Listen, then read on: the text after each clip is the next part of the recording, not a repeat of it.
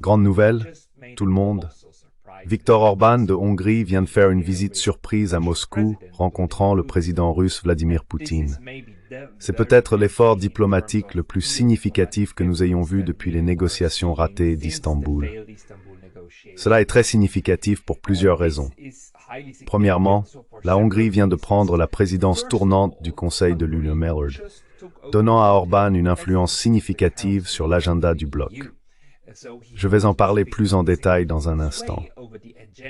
Deuxièmement, il a également visité Kiev et a maintenant une bonne compréhension de la position de M. Zelensky, bien que nous ne connaissions pas les détails exacts de leur conversation. Although what they exactly talked about we don't know, but one of the things that was very important is that un point très important est que Zelensky et Kiev ont été ses premières visites en tant que président du Conseil de l'UMER. C'était une grande nouvelle. Maintenant, la grande surprise est que sa deuxième visite à l'étranger est directement en Russie. Troisièmement, la Hongrie a également participé au sommet de la paix en Suisse. Bien que ce ne soit pas Viktor Orban qui y ait assisté, mais l'un de ses ministres, la Hongrie a tout de même signé le communiqué final produit là-bas. Quatrièmement, la Hongrie est également un État membre de l'OTAN. Ils participeront la semaine prochaine à la grande réunion de l'OTAN à Washington.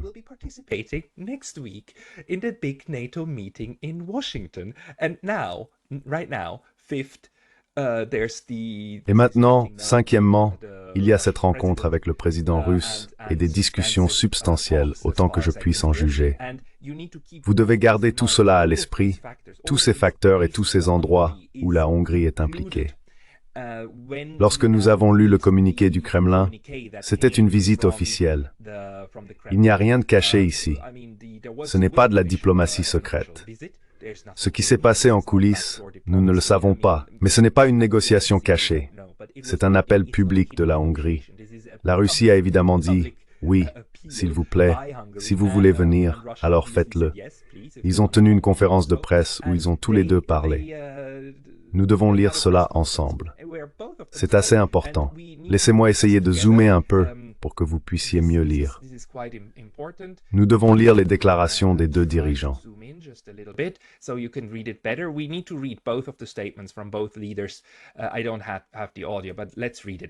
Je n'ai pas l'audio, mais lisons-le. Donc d'abord vient la conférence de presse. Le président Vladimir Poutine s'adresse à M. Orban en tant que Monsieur le Premier ministre. Mesdames et messieurs, nos discussions substantielles avec le Premier ministre de Hongrie, M. Viktor Orban, viennent de se conclure. Il est important que nous maintenions un dialogue, même dans la situation géopolitique difficile actuelle. Comme lors de nombreuses de nos réunions précédentes, nous avons eu une conversation vraiment utile et sincère sur des questions d'actualité de la coopération bilatérale et aussi, naturellement, sur les questions aiguës de l'agenda international et régional, y compris les développements autour de l'Ukraine. Permettez-moi de noter que la Russie et la Hongrie continuent de coopérer dans un certain nombre de domaines, avant tout dans le secteur de l'énergie.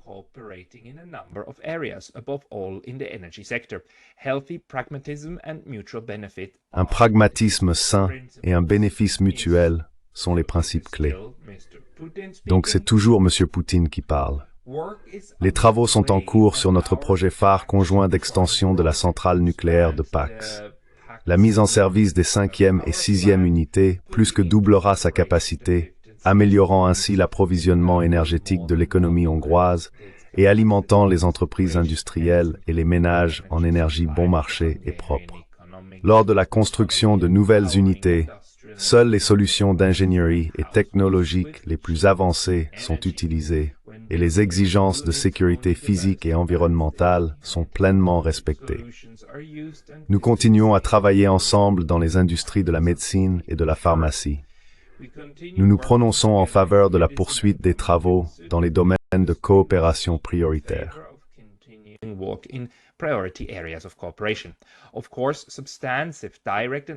Bien sûr, des discussions substantielles, directes et honnêtes ont eu lieu sur des questions internationales urgentes, y compris le conflit en Ukraine et les moyens possibles de le régler.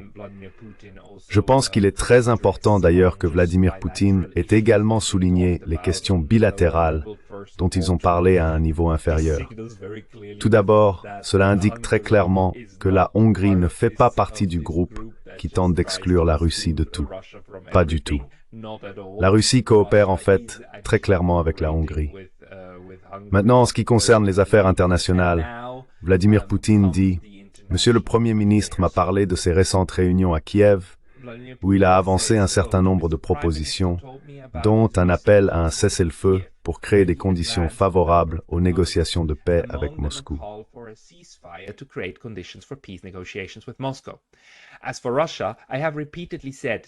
En ce qui concerne la Russie, j'ai répété à plusieurs reprises que nous restons ouverts aux discussions sur un règlement politique et diplomatique. Cependant, la partie opposée montre clairement sa réticence à résoudre cette question de cette manière. Les sponsors de l'Ukraine continuent d'utiliser ce pays et son peuple comme un bélier en faisant une victime dans la confrontation avec la Russie. Comme nous le voyons, y compris à la lumière de ce que nous avons entendu aujourd'hui de la part du Premier ministre, Kiev n'est toujours pas prêt à abandonner l'idée de faire la guerre jusqu'à la victoire finale. À mon avis, dit M. Poutine, le régime de Kiev n'autorise pas l'idée même de cessation des hostilités, car dans ce cas, le prétexte pour prolonger la loi martiale disparaît.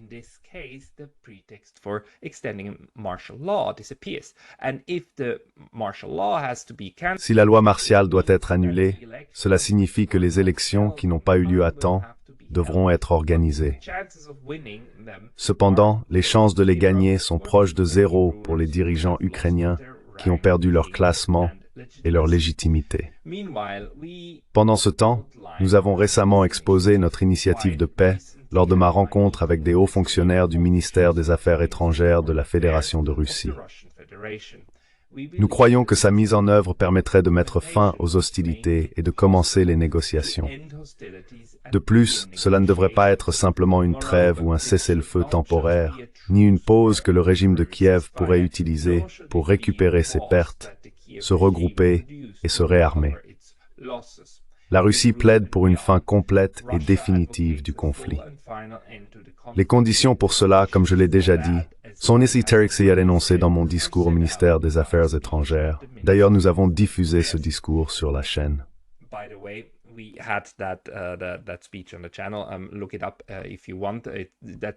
Vérifiez-le si vous le souhaitez.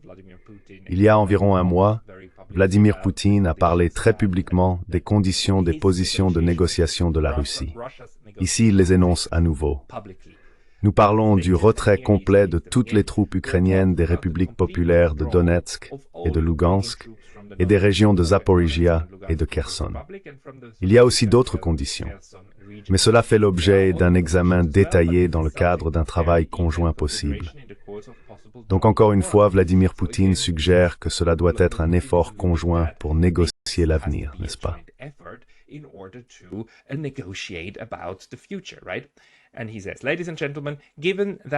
Et il dit, mesdames et messieurs, étant donné que la Hongrie assure la présidence du Conseil de l'Union européenne depuis le 1er juillet, M. Orbán et moi avons échangé des vues sur l'état des relations entre la Russie et l'Union européenne, qui sont actuellement à leur point le plus bas. Nous avons également discuté des principes provisoires d'une future architecture de sécurité en Europe. Dans l'ensemble, les discussions ont été très opportunes et, je pense, utiles pour les deux parties.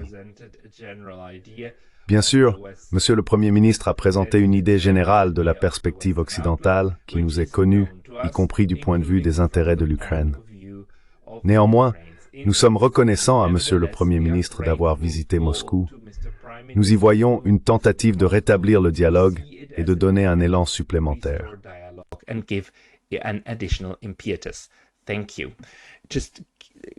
Merci. Réfléchissez à cela. Réfléchissez au fait que Vladimir Poutine dit officiellement que Viktor Orbán a présenté les points de vue de l'Occident et les points de vue des Ukrainiens et a expliqué ce qu'il a entendu. Viktor Orbán essaie de faire de la vraie diplomatie. C'est comme ça qu'on fait. C'est une véritable manière d'essayer d'atteindre un point commun où vous pouvez vous asseoir et parler les uns avec les autres. Nous devons également lire ce que Viktor Orban a réellement dit. Alors, passons en revue cela. Il est venu après Vladimir Poutine dans cette transcription. Il commence par « Monsieur le Président, aujourd'hui, j'ai rencontré le président de la Russie pour la 11e fois. Cette réunion est spéciale car elle se tient en temps de guerre, alors que l'Europe a cruellement besoin de paix.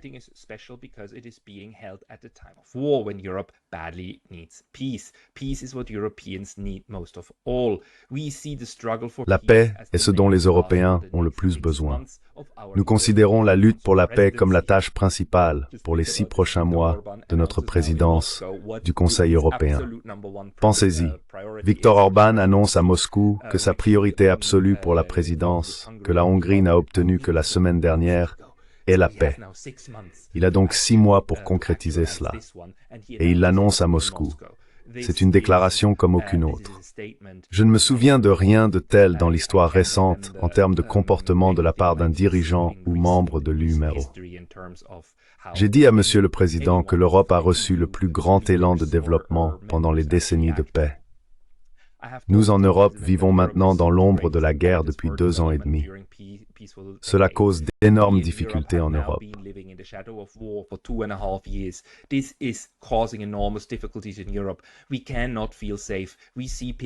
Nous ne pouvons pas nous sentir en sécurité. Nous voyons des images de destruction et de souffrance. Cette guerre a déjà commencé à affecter notre croissance économique et notre compétitivité. En général, comme je l'ai déjà dit à Monsieur le Président, l'Europe a besoin de paix. Au cours des 2 dernières années, nous avons réalisé que nous n'atteindrons pas la paix sans diplomatie, sans canaux de communication. La paix ne viendra pas d'elle-même. Nous devons travailler pour elle. Je suis sans voix. Honnêtement, c'est comme un leader, un premier ministre d'un pays européen tenant la présidence du Conseil, parlant ainsi et disant aux Russes « S'il vous plaît les gars, s'il vous plaît, travaillez avec nous. Nous voulons travailler pour la paix. » Je suis sans voix, absolument sans voix. Je discutais justement avec Monsieur le Président aujourd'hui des moyens d'atteindre la paix. Je voulais savoir quel est le chemin le plus court pour mettre fin à la guerre. Je voulais entendre l'opinion de Monsieur le Président sur 3 questions importantes et entendre son avis.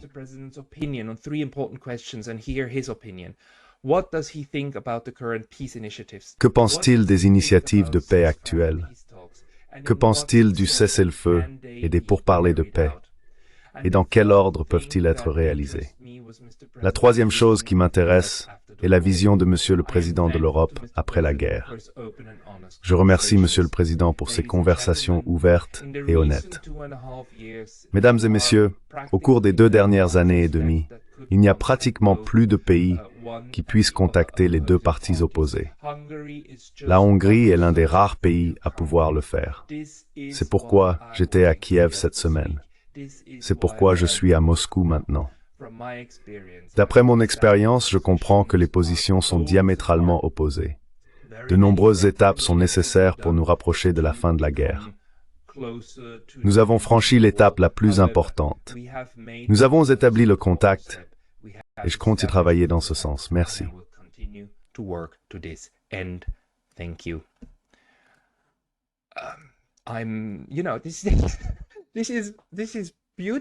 Je suis sans voix. Viktor Orban, merci du fond du cœur. Merci d'avoir fait cela. C'est incroyablement important. Vous avez vraiment brisé la glace. Ce pare-feu entre l'humain, les Européens et Moscou.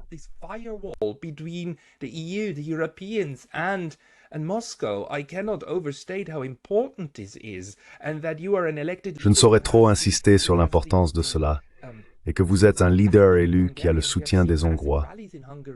Nous avons vu d'énormes manifestations pour la paix en Hongrie ces dernières semaines.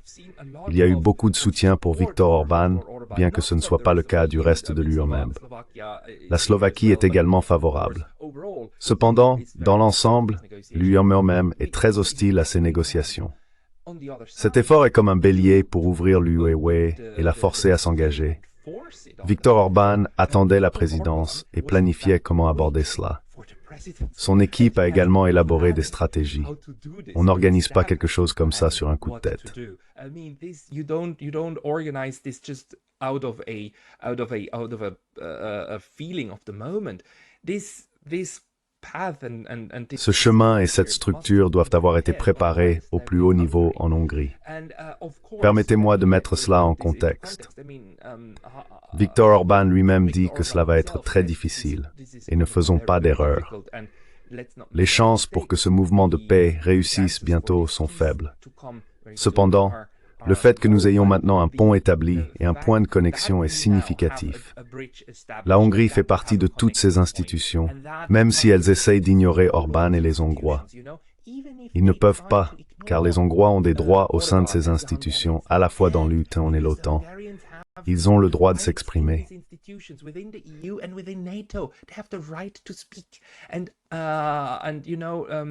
Et vous savez, je dois vous montrer cela d'abord, bien sûr. Laissez-moi vous montrer ici. Les Européens sont super en colère. L'UAE a été prise par surprise. Ils sont hors d'eux en ce moment. C'est tellement grave qu'hier, le haut représentant, qui est encore Borrell pour le moment, mais cela changera dans les prochains jours ou semaines, une fois que le nouveau représentant sera en place, a commenté la visite du Premier ministre Orban à Moscou. Lui-même dit que la visite du Premier ministre Viktor Orban à Moscou se déroule exclusivement dans le cadre des relations bilatérales entre la Hongrie et la Russie.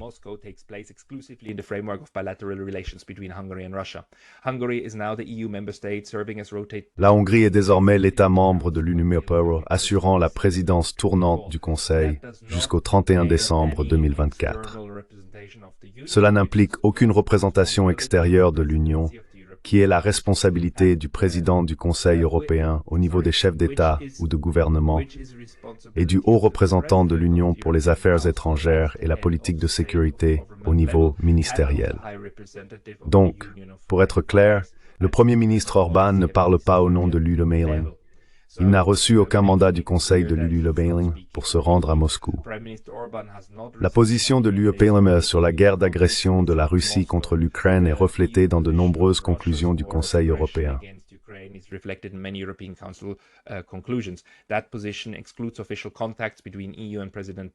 Cette position exclut les contacts officiels entre l'UE et le président Poutine. Le Premier ministre hongrois ne représente donc en aucune manière l'UE.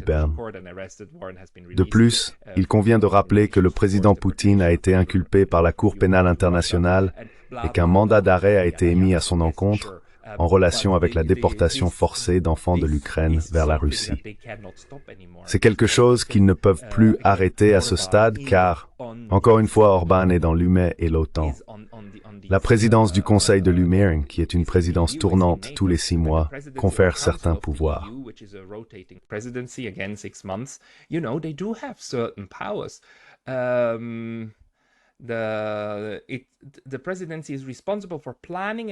La présidence est responsable de la planification et de la présidence des réunions du Conseil et de ses organes préparatoires.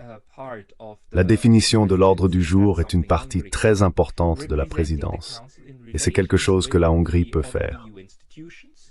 Représenter le Conseil dans les relations avec d'autres institutions de l'UE, comme travailler avec le Parlement européen, est un autre rôle.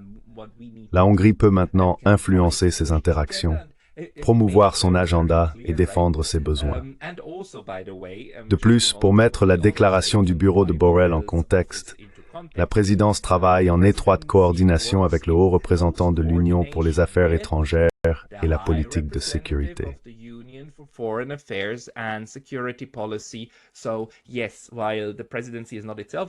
Donc oui, bien que la présidence ne soit pas elle-même responsable de la formulation des relations étrangères, elle travaille toujours avec elle et y a accès. Ils peuvent lui mettre des bâtons dans les roues jusqu'à un certain point. Mais à travers toutes ces réunions, la Hongrie dispose désormais de leviers considérables sur l'UE4. Cela exclut, par exemple, le pouvoir politique que cette réunion vient d'avoir pour signaler aux populations des autres États de l'UE que la Hongrie est capable de le faire. Ils pourraient le faire aussi si leurs dirigeants étaient disposés. Nous sommes capables de parler aux Russes et les Russes sont disposés à nous parler.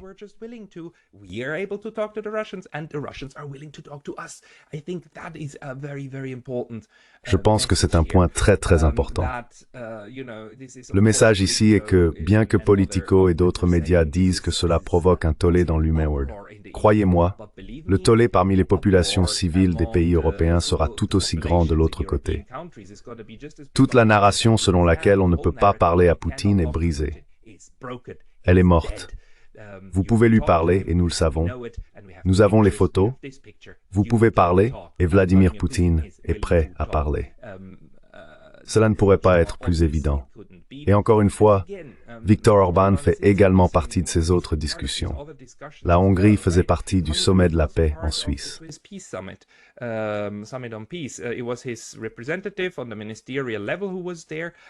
C'était son représentant au niveau ministériel qui était là, et ils ont même signé le document final, le communiqué que les Suisses ont créé. La Hongrie y figure. Ainsi, la Hongrie a maintenant la position la plus légitime au sein de l'Union européenne et de l'Occident en général pour affirmer « Nous faisons partie de tout. Nous participons. Nous sommes avec les Européens. Nous sommes avec l'UA member. Nous sommes dans l'OTAN et nous voulons retrouver cette foutue paix. Nous voulons des négociations. Nous exigeons maintenant des négociations. Je serais surpris si cela n'avait aucun impact sur le sommet de l'OTAN la semaine prochaine. Avant tout, cela va probablement faire de Viktor Orban une persona non grata, mais ce type a montré à maintes reprises qu'il s'en fiche.